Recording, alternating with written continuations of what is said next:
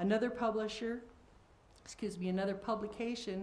published sporadically and called Earth Negotiations Bulletin was published from March 1993 to March 94 by the International Institute for Sustainable Development in Winnipeg at a cost of $530,000, of which $279,550 came directly from Canadian taxpayers. These activities of the NGOs are coordinated through the World Resources Institute through their publication called the NGO Networker. Each of the coalitions have their own coordinating mechanism. CityNet, for example, publishes a newsletter, which is administrative offices listed in California, a UN liaison office in New York, and proclaims its a project of the Tides Foundation. Its internet address is listed as igc.apc.org.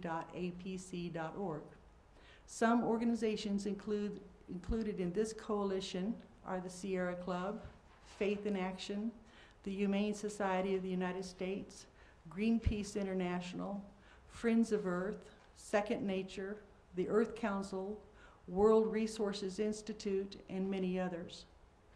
Now, those level of organizations are the ones that are holding consultative status. They have a direct line of communications with the United Nations. If you have or aware of an organization that's affiliated with, say, Greenpeace, that would be a civil society, but Greenpeace would be organized civil society. One of the functions of these primary MGOs, and that's what I'm calling them as primary, as Greenpeace would be primary. One of the functions of these primary NGOs is to activate their respective memberships to support specific policy measures as they are presented for legislative action. Because they hold consultative status, they are contractually required to support any item that's presented to them by their peers. They are also required to support individual candidates that support the overall agenda. The Sierra Club, for example, was deeply involved in the 1996 congressional election, spending millions of dollars to support the candidates friendly to its cause. So from that brief foundation about organized civil society, or NGOs, now I'll move on to Europe's circumstances. With the new country, you have your parliament, you have your council, and you have your commission. And according to the documents that I brought up online, you have recommendations, or you will have recommendations, where Brussels will recommend to your local parliaments or whatever that you do a law, or you change something as a recommendation. It's not an absolute, they're recommending you do it. Then there'll be a regulation, which means they tell your local parliament, you need to make a law that says it's against to paint your windowsills white. That local parliament has up to 2 years to comply. What the problem with it is they could give you 2 years to comply, but I couldn't find anything for what the penalty was if they didn't comply. So it's probably money.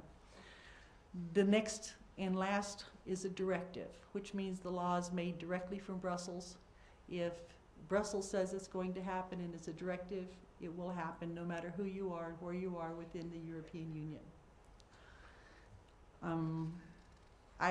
By the way, I'm not going to say the European Union is a good idea, bad idea. I'm not here to judge it. You are its citizens. It's you guys' deal, not mine. I'm just here trying to explain it. And I hope I do okay. Like I said, I'm being very vague. UN treaties, United Nations treaties, is what triggers laws within the Brussels Parliament. The MEPs are required to implement the laws that the treaties require. Now, you as citizens, if you want in The Hague to say there will be no white windowsills, we as the citizens demand our parliament pass a law that nobody can have a white windowsill, they can listen to you and they can pass a law. I'm not saying they can't. But when these laws come out of thin air that nobody's asked for, and you're sitting here scratching your head and going, well, nobody asked for a smoking ban. Why are they doing this? Because of a treaty. The treaties are actually known as primary legislation. The treaties are implemented, well, prior to the advent of the European Union becoming a country, there was 3 ways that laws were made. Since then, the treaty has said that co-decision shall be how 99% of the laws are made. And co-decision is the commission presents an idea to Parliament and the commission comes together and they have an agreement on how the law should be worded, written, implemented, so on and so forth, and the law is passed. But in the process of agreeing on it, if they don't agree, then it won't get passed. Is that pretty close to right? Now, I mentioned that you now have citizens' rights. And one of the things that I need to point out is online at the European Union, and again, this is online, there's a beautiful color graph here that shows the European Economic and Social Council and the Commission. And they are the only 2 that gets legislation moving. In other words, if it doesn't come in through the Commission, it doesn't happen. But the only one feeding the Commission is the European Economic and Social Commission, or Committee. So that's an important point to understand. When you as a citizen, if you don't qualify to talk to or work with the European Economic and Social Committee, how are you going to feed information into your elected officials? So I want to cover that too. But what I will tell you is this is blue, this is blue, this is blue, blue, blue. And Christoph argued with me a little bit on this when we were reviewing this. I believe because the blue indicates the European Economic and Social Council and the Commission, they work together all through the legislative process to make sure that the legislation that was submitted, opinion was requested on, that the legislation ends up as close to the opinion as possible. Doesn't mean I'm right, but that's what I think. And I realize legislation is always negotiated.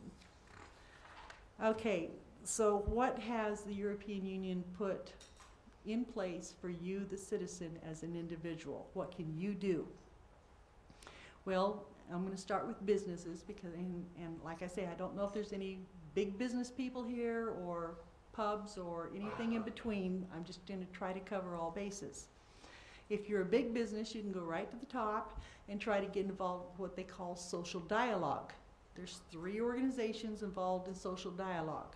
And my interpretation as American, which I could be wrong, social dialogue is like a lobbyist, a commercial industrial venture registered and working with the United Nations on their own behalf, on industry's behalf, not a citizen.